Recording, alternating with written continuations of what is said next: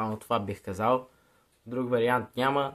При загуба Сарда, колкото и да не искам, това може би ще бъде сигурно уволнение за Александър Томаш. А по тази тема аз съм много против уволнението на Александър Томаш.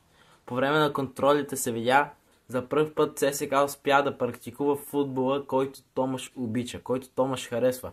Офанзивния футбол. И всички трансфери и скаутското звено играчите, които търсят, понеже сме към края на зимния трансферен прозорец, всичко това е насочено към Александър Томаш. Всичко е към неговата стратегия. Затова дойде и Лапоухов, защото трябваше вратар, който да е добър с крака. Иначе Босато не беше зле, нито пък Георгиеров също, само че те не бяха достатъчно добри с крака, а Лапоухов е точно идеално за схемите на Томаш. Така че не знам дали може да се оплакваме по тази тема, но за Томаш категорично не. Не бива да се уволнява този човек за сега.